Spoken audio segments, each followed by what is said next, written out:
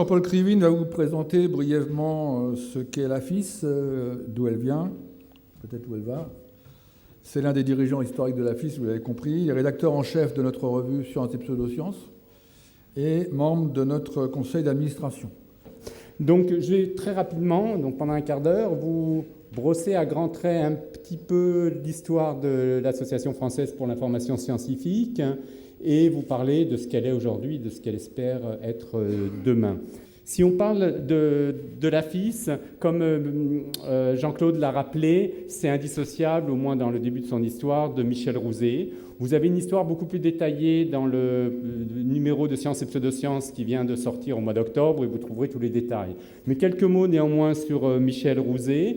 Donc il est né en 1910. C'était au point de départ un militant politique, un journaliste dans des journaux d'opinion. Avant la guerre, il a été un membre fondateur de l'Orient républicain.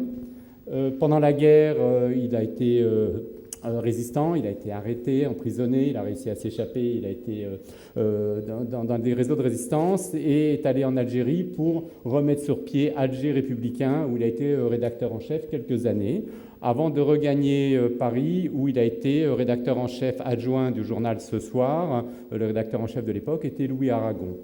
Pour plein de raisons, on l'explique un petit peu dans l'article de Sciences et Pseudosciences, il s'est éloigné du journalisme politique pour s'intéresser à l'information scientifique avec la création de la revue Diagramme qui va durer jusqu'à les années 1968, l'année où Michel Rouzet donc, va créer l'AFIS, qui s'appelait alors Agence française pour l'information scientifique, j'en dirai un mot tout de suite après, et la revue qui allait devenir par la suite Sciences et Pseudosciences. Encore quelques mots sur Michel Rouzet. C'était quelqu'un de très actif, journaliste, il est intervenu régulièrement avec une chronique dans Sciences et Vie.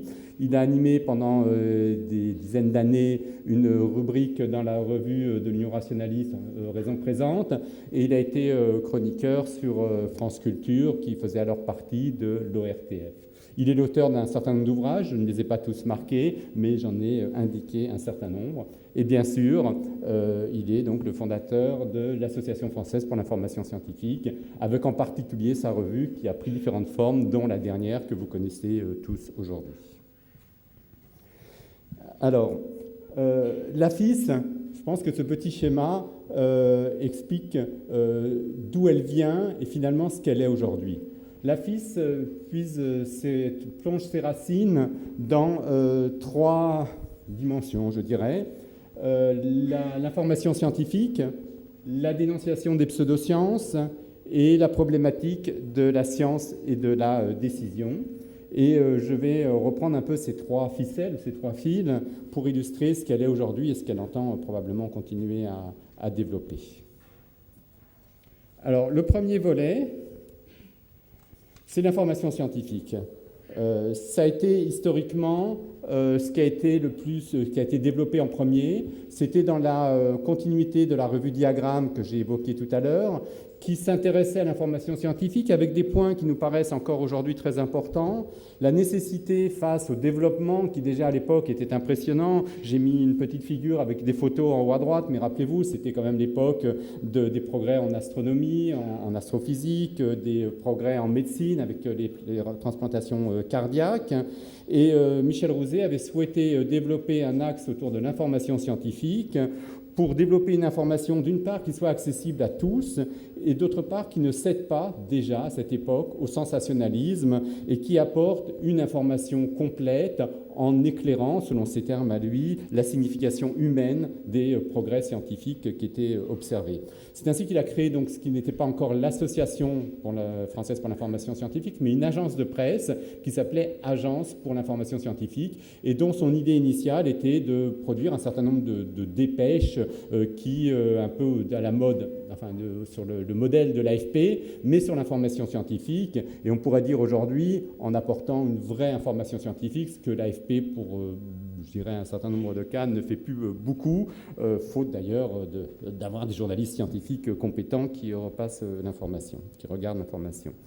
Donc ceci, c'est quelque chose qui a été très prégnant au début dans Sciences et Pseudosciences, enfin ça s'appelait au début le cahier de la FIS, et que nous avons toujours continué à garder. Je mets en bas un certain nombre de couvertures de la revue qui illustrent finalement les sujets. Certes, les sujets ont changé, on retrouve d'ailleurs historiquement des sujets qui reviennent à 10, 15, 20 ans et qui sont éclairés peut-être un peu différemment, mais le fond reste, où donc cet élément d'information scientifique reste central, et encore aujourd'hui, j'y reviendrai, c'est un élément central si on veut aborder les autres sujets.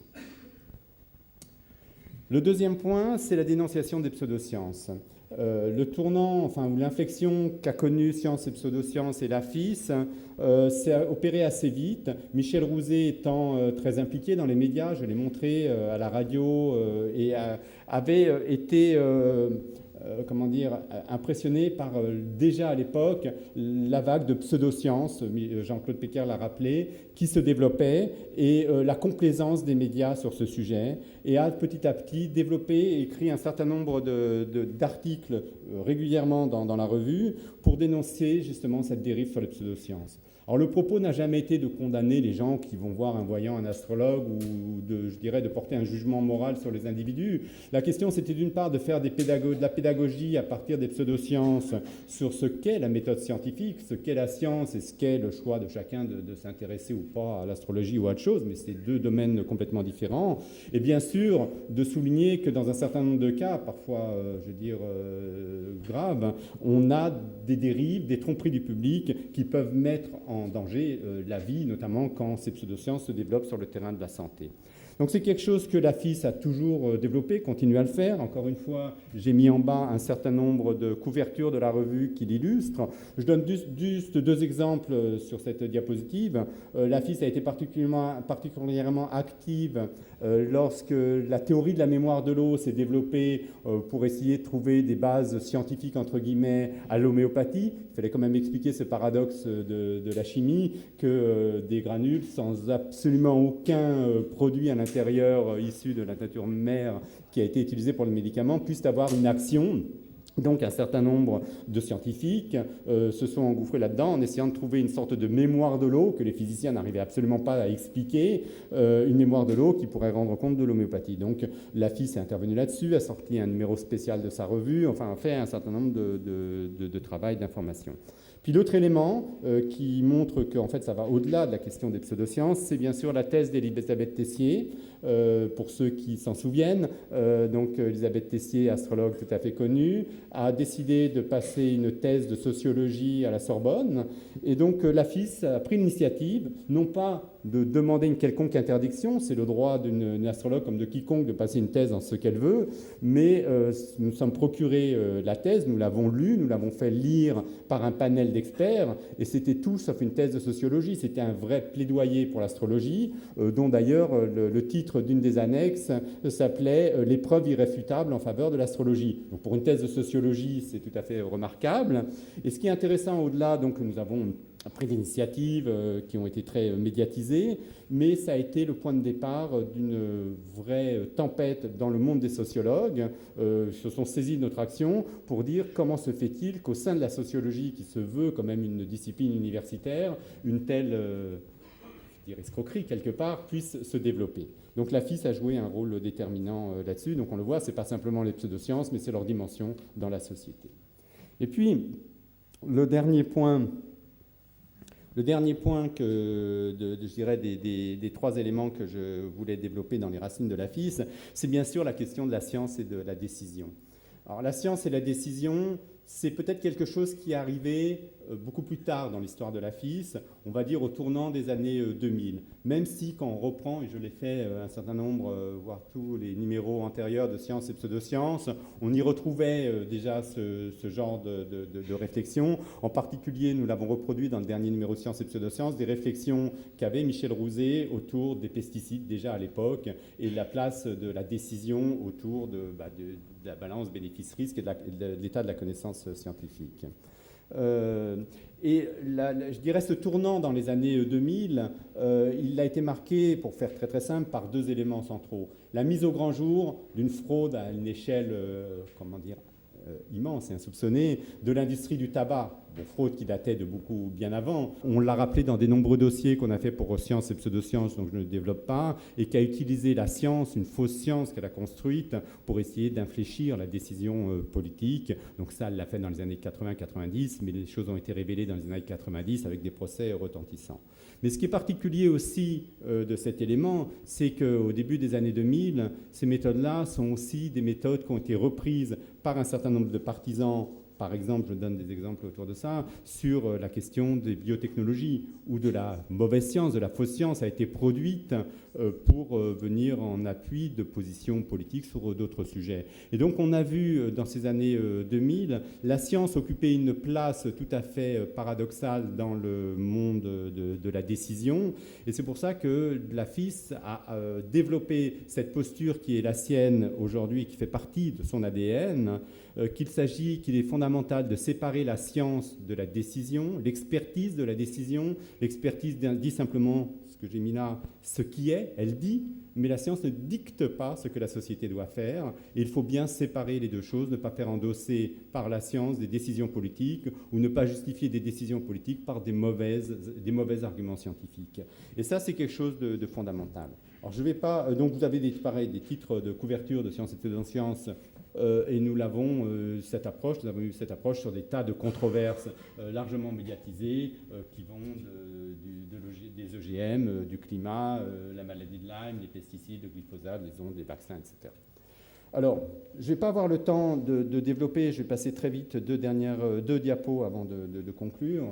La première, toujours sur cet aspect science et décision, c'est que ça amène des questions qui sont très compliquées et pour lesquelles on essaye d'apporter des réponses, mais du coup, les réponses, elles ne sont pas binaires. C'est-à-dire que très souvent, d'ailleurs, dans les discussions, on a des gens qui vous disent des choses tranchées, les ondes électromagnétiques provoquent le cancer, etc., des choses toutes binaires. Et ce que nous, on veut apporter est forcément quelque chose de plus subtil et de plus compliqué. Et en fait, ça s'adresse à une problématique que l'on développe beaucoup dans l'association maintenant, c'est que faut-il croire ? Bon, ça sera redéveloppé dans les différentes tables rondes que nous aurons aujourd'hui, mais que ce soit sur l'agriculture, le climat, la santé, des informations paradoxales, on en a, elles sont légion. On nous dit sur tous les sujets, les vaccins sauvent, mais les vaccins peuvent vous tuer. Il suffit d'ouvrir la presse, on a tout ça. Et donc, ça pose une première question pour le citoyen lambda qui n'est pas forcément un expert du sujet. Et d'ailleurs, on voit que certains experts n'ont pas du sujet, mais des sujets voisins peuvent aussi raconter des âneries sur des tas de sujets. C'est que faut-il croire ? Et derrière, comme il n'est pas possible pour chacun d'entre nous de tout vérifier, de tout lire, de tout comprendre, particulièrement aujourd'hui, c'était déjà difficile, voire impossible il y a 50 ans, ben c'est qui faut-il croire dedans ? Et qu'il y a une sorte de croyance par délégation qui s'opère, même si ce terme de croyance a quelque chose de paradoxal pour des gens comme nous, où on fait plutôt appel à la raison. Et donc ce n'est pas une croyance aveugle qu'on demande, je dirais, à nos lecteurs, à nos adhérents, c'est une croyance raisonnée. C'est quelles sont les bonnes raisons que j'ai de croire plutôt un tel qu'un tel. Et c'est ça que nous développons dans la FIS et à travers la revue Sciences et Pseudosciences. J'ai mis un exemple d'un numéro que nous avons édité il y a 2 ans ou 1 an et demi, qui s'intéresse justement à la manière dont la connaissance scientifique se construit. Et là-dessus, je ne redévelopperai pas non plus, je conclurai sur la diapositive d'après, mais on fait appel notamment en santé, sur la question de que croire, qui croire, à une pyramide de preuves. Alors, je ne vais pas la détailler, je vais pas l'argumenter ici, elle est développée dans le dernier numéro de la revue, mais elle est de dire que, d'une part, en science, en médecine en particulier, le témoignage n'a pas de valeur. À la limite, il a une valeur, le témoignage de patient pour dire il y a peut-être quelque chose, c'est-à-dire un signe d'appel, comprendre une souffrance, oui, bien sûr, là, le témoignage a de la valeur. Mais pour affirmer la validité d'un traitement ou la non-validité d'un traitement, le témoignage n'a absolument aucune valeur, n'en déplaise à tous ceux qui n'arrêtent pas de nous brandir des témoignages. Il suffit d'ouvrir les journaux tous les jours et on a un témoignage nous dit ça, un tel nous dit ça. Je veux dire, ça c'est une première chose, que le témoignage vienne d'un prix Nobel ou vienne, je dirais, d'un expert, s'il n'est pas appuyé sur autre chose, il n'a pas de valeur. Et après, il y a toute une pyramide d'épreuves où on dit quand même, pour faire très simple, qu'une étude, à un moment donné, ne dit pas grand-chose si on ne regarde pas la qualité de l'étude, si on ne regarde pas si elle a été reproduite, si on ne regarde pas sa puissance statistique et plein de choses. Et pourtant, ouvrez les journaux, vous verrez de très nombreuses fois écrites, une nouvelle étude montre que, et puis vous mettez ce que vous voulez là-dedans, le café cause de cancer, le café guérit du cancer, l'alcool, je pense qu'on en parlera cet après-midi, est bon contre le cancer, est mauvais pour le cancer, vous allez trouver tout. Et donc, cette pyramide d'épreuves est quelque chose d'important. Ce n'est pas aussi simple, il y a la place des agences de santé, on en parlera cet après-midi dans la table ronde, mais c'est autour de tout ça que nous essayons de développer un discours dans la cacophonie ambiante. Alors pour conclure, je reviens à ce qu'est la FIS aujourd'hui. Ces trois racines que nous essayons de mélanger. Alors, quelqu'un m'a fait remarquer qu'il y a une ficelle qui passe au-dessus des autres. Je ne donnerai pas le nom de cette personne, elle est au premier rang, vous vous débrouillerez pour le trouver. Mais ceci dit, si vous regardez les trois ficelles de l'autre côté, vous verrez que c'est la rouge qui est devant. Donc, c'est une question de point de vue. En fait, les trois sont importantes et les trois, finalement, ne sont pas séparées. Parce que, bien sûr, dans tout ce que je vous ai raconté sur la science et la décision, il y a de la fausse science derrière, il y a de la désinformation, qu'il faut amener cette séparation de l'expertise sur la science et la décision, mais ça passe par l'information scientifique, par la dénonciation des pseudosciences. Donc les trois sont mélangés. Donc la FIS aujourd'hui, c'est une association, plus de 1000 adhérents, des comités locaux, des comités thématiques, des réunions publiques, des communiqués. Et donc, pour ceux qui ne le sont pas déjà, je vous invite bien sûr à rejoindre la FIS parce que c'est aussi comme ça qu'on vit et qu'on se développe. Donc, c'est d'abord une association. Jean-Claude Péquer a raconté son histoire. Elle a pris son essor et son envol au début des années 2000. Avant, elle était quand même essentiellement liée à la revue de l'association qui s'appelait Les Cahiers de la FIS et Sciences et Pseudosciences. La FIS, c'est bien sûr une revue qui sort tous les 3 mois, Sciences et Pseudosciences, qui est diffusée entre 6 000 et 10 000 exemplaires, dont 2 500 abonnés. Donc c'est significatif, c'est important, c'est quand même des gens, vous en grande partie je pense, qui vous abonnez, qui payez pour avoir cette revue. À l'époque de la crise des journaux papier, on arrive à se développer et à avoir une audience de plus en plus large. Presque enfin, la FIS, c'est bien sûr une présence sur Internet. Alors, on essaie de la développer, c'est quelque chose où on n'est pas encore peut-être au meilleur niveau, peut-être aussi une question de génération. On fera en sorte qu'on fait tout pour que, je dirais, les nouvelles générations viennent avec les moyens qu'elles aiment bien utiliser pour aussi débattre et discuter. Donc, on a un site Internet, on est présent sur Facebook, on est présent sur Twitter. Je pense qu'il va y avoir des tweets émis aujourd'hui par une de nos collègues en charge de ça. Donc, voilà, on essaie de développer cette présence.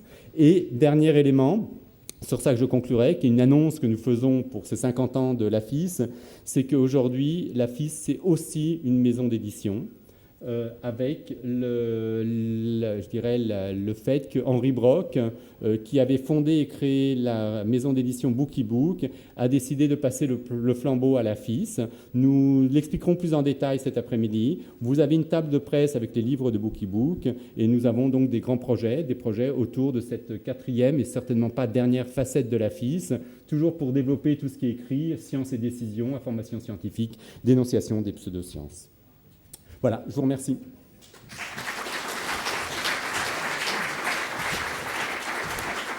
Merci d'avoir regardé cette vidéo. Pour être informé des prochaines conférences AFIS en ligne, n'hésitez pas à vous abonner sur notre chaîne YouTube. Nous vous rappelons également que vous pouvez retrouver le dernier numéro de la revue de l'AFIS Sciences et Pseudosciences en kiosque et sur notre boutique en ligne, ainsi qu'accéder gratuitement à tous les anciens numéros sur notre site internet afis.org et sur notre application smartphone AFIS Sciences. De plus, si vous souhaitez soutenir notre association, vous pouvez également adhérer via notamment notre site internet. Encore merci, au revoir.